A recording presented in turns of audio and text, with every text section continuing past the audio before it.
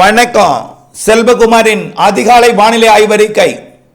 அதிகாரப்பூர்வ வானிலை அறிக்கைக்கு இந்திய வானிலை ஆராய்ச்சித்துறை அறிக்கையை பார்க்கவும். இன்றைய அறிக்கையில் ஆகஸ்ட் 22, 23, 24, மீண்டும் ஆகஸ்ட் 28, 29, 30, 31 ஆகிய நாட்களிலே, இந்த ஆகஸ்ட் மாத இறுதி வாரங்களிலே மழை பொழிவு கொடுக்க போகிறது என்பதை அறிவிக்கும் ஆய்வறிக்கை.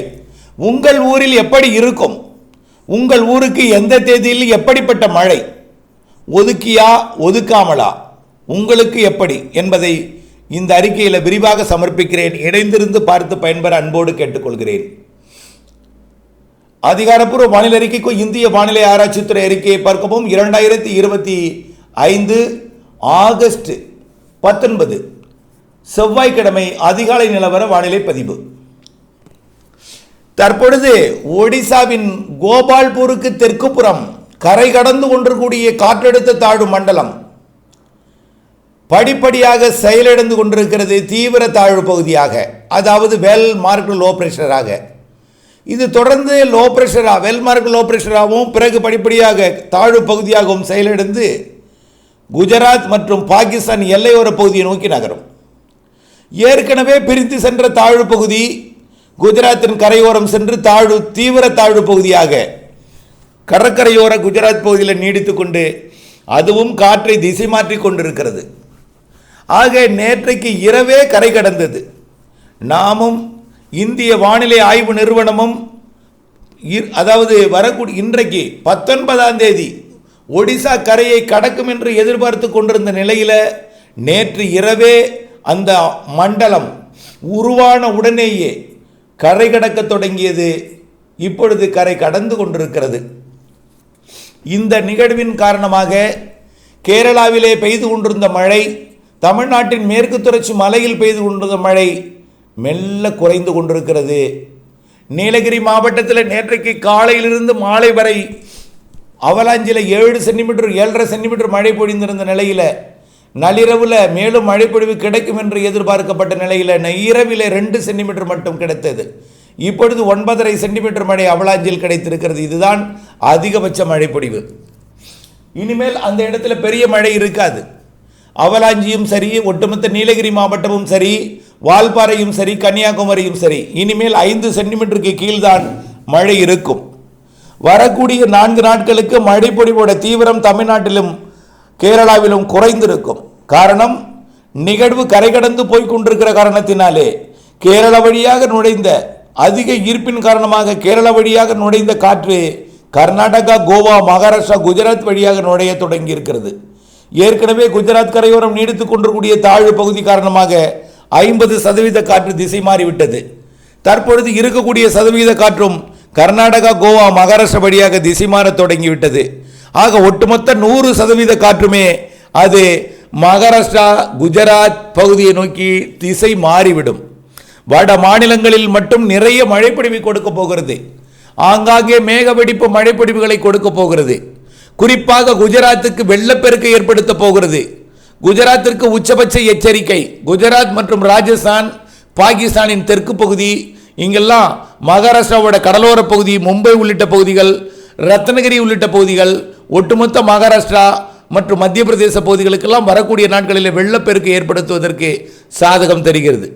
அது ஒரு புறமிருக்க, தமிழ்நாட்டிலே மழை எப்படி இருக்கும் என்பதை பார்ப்போம்.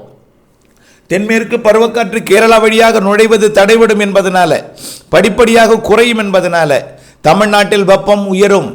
ஏற்கனவே சூரியனின் குத்துக்கதிர் நேற்றைக்கு சென்னை மீது விழுந்து கொண்டிருக்கிறது. இன்னைக்கு செங்கல்பட்டு என்று படிப்படியாக தெற்கு நோக்கி வர தொடங்கும்.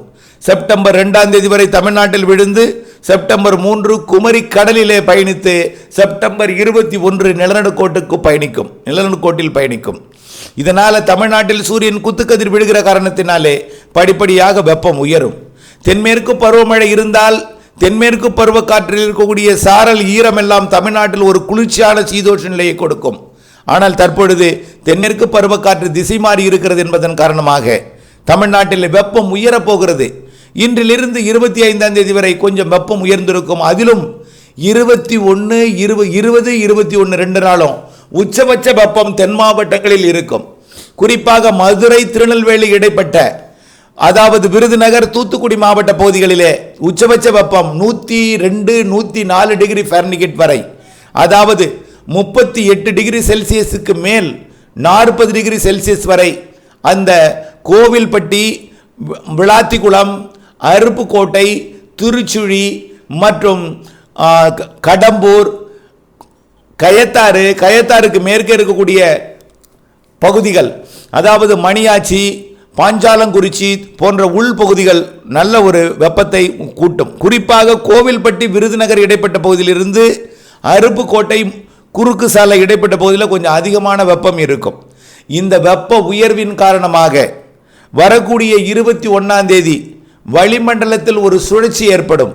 21ஆம் தேதி நள்ளிரவுக்கு பிறகு 22ஆம் தேதி அதிகாலையில் இருந்து தமிழ்நாட்டிலே குறிப்பாக டெல்டா மற்றும் புதுக்கோட்டை, சிவகங்கை, ராமநாதபுரம், மதுரை வடக்கு போன்ற பகுதிகளிலே 22ஆம் தேதி அதிகாலை, 22ஆம் தேதி மாலை இரவு, 23ஆம் தேதி அதிகாலை, 23ஆம் தேதி மாலை இரவு, 24ஆம் தேதி அதிகாலை, அதாவது 22 அதிகாலை முதல் 25 நள்ளிரவு, 25 அதிகாலை வரைக்கும், 22, 23, 24 இரவு மற்றும் 25 அதிகாலை வரை ஆங்காங்கே இடி மின்னல் மழைப்பொழிவு தமிழ்நாட்டிலே குறிப்பாக தென் மாவட்டங்கள், டெல்டா மாவட்டங்கள், மத்திய மாவட்டங்கள், இறுதியில் வடகடலோரத்திற்கு கொடுக்கும்.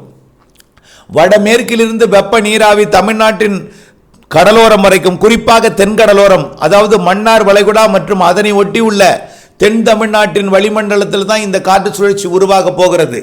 வளிமண்டல சுழற்சியின் காரணமாக வரக்கூடிய 22, 23, 24, 20, 21 வெப்பம் அதிகரிக்கும். 22, 23, 24 வெப்பம் அதிகரித்திருக்கும். ஆனால் ஆங்காங்கே பெய்யக்கூடிய மழையால் பெரிய அளவில் வெப்பம் தெரியாது. ஆனால் புழுக்கமும் வியர்வையும் 22, 23, 24 தேதிகளில் இருக்கும். 20, 21 வெப்ப மிகுதி, புழுக்கம் வியர்வையுடன் கூடிய வானிலை, மழை இல்லாத வறண்ட வானிலை. 22 அதிகாலையிலிருந்து 25 அதிகாலை வரைக்கும் 22, 23, 24 தேதிகளிலே மாலை இரவிலே, நள்ளிரவிலே ஆங்காங்கே மழைப்பொழிவை தென் மாவட்டங்களுக்கும், டெல்டா மாவட்டங்களுக்கும், மத்திய மாவட்டங்களுக்கும் கொடுக்கும். அது அரியலூர், பெரம்பலூர், கடலூர் மற்றும் கள்ளக்குறிச்சி, விழுப்புரம், சென்னை வரைக்கும் கிடைக்கும். ஆனால் தொடங்கும் இடம் மதுரை, சிவகங்கை, புதுக்கோட்டை, திண்டுக்கல் மற்றும் ராமநாதபுரம் உள்பகுதி, விருதுநகர் மாவட்டம் முதல் சொல்லலாம்.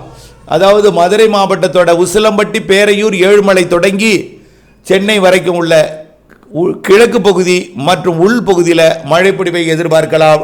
22, 23, 24 தேதிகளில் அந்த மழைப்பொழிவு ஈரோடு, நீலகிரி மற்றும் திருப்பூர் வடக்கு, கோயம்புத்தூர் வடக்கு, திண்டுக்கல், கரூர், திருச்சி, நாமக்கல், சேலம், கிருஷ்ணகிரி, தருமபுரி கொஞ்சம் வாய்ப்பு குறைவு. ஏன்னா அங்கிருந்து வரக்கூடிய வெப்ப நீராவியத்தான் கடலோரம் நீடிக்கக்கூடிய காற்று சுழற்சி குளிர்விக்க போகிறது. அங்கிருந்து வரக்கூடிய வெப்பம் கொஞ்சம் கூடுதலாக இருக்கும். இருந்தாலும் தூத்துக்குடியை போல, மதுரையை போல, விருதுநகரை போல வெப்பம் இருக்காது. ஆனால் அதிகபட்ச வெப்பம் மதுரைக்கும் திருநெல்வேலிக்கும் இடைப்பட்ட பகுதியில் இருக்கும். 20, 21ஆம் தேதி மதியத்தில் குறிப்பாக 1 மணியிலிருந்து 3 மணி வரை உச்சபட்ச வெப்பம் இருக்கும். இந்த வெப்பம் தான் காற்று வளிமண்டல சுழற்சி உருவாக்குது. 22, 23, 24 தேதிகளில் மழை ஏற்படுத்த போகிறது.